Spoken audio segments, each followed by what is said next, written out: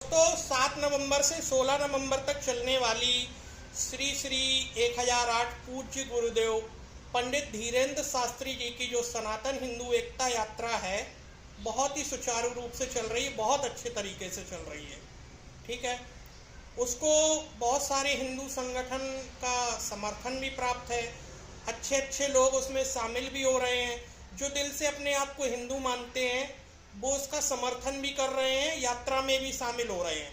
13 साल से लेके और 90 साल तक के युवक और युवतियों को उस यात्रा में शामिल होते हुए देखा गया है। जिससे भी जो बन पड़ रहा है वो सहयोग कर रहा है और इस यात्रा में आ रहा है। ठीक है, अब बात करते हैं कि धीरेन्द्र शास्त्री जी का एक जो संकल्प है कि भारत को हिंदू राष्ट्र बनाना है, तो हिंदू राष्ट्र बनाना है, उसमें भी कम से कम 500 मुसलमान लोग भी इस यात्रा में शामिल हैं। और भारत को हिंदू राष्ट्र बनाने के लिए बहुत सारे मुसलमान लोग समर्थन भी कर रहे हैं कि हाँ, भारत को हिंदू राष्ट्र बना देना चाहिए। क्योंकि ये चीज़ कहीं ना कहीं सभी को समझ में आ रही है कि 57 इस्लामिक कंट्री है।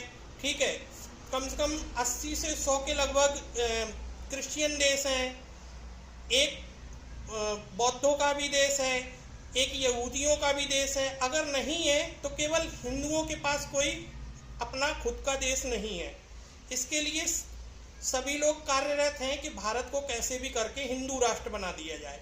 अगर भारत एक बार हिंदू राष्ट्र बन जाएगा तो हमारी सभ्यता, हमारी संस्कृति बची रहेगी। जो आज हमें अभी पहले 500 साल तक राम मंदिर के लिए जो संघर्ष करना पड़ा, राम मंदिर को वहाँ बनाने के लिए, जहाँ पर राम जी पैदा हुए थे, उसके लिए 500 साल संघर्ष करना पड़ा। लेकिन अगर ये हमारा हिंदू राष्ट्र बन जाएगा तो हमारे देवी देवताओं पर कोई टिप्पणी नहीं कर पाएगा।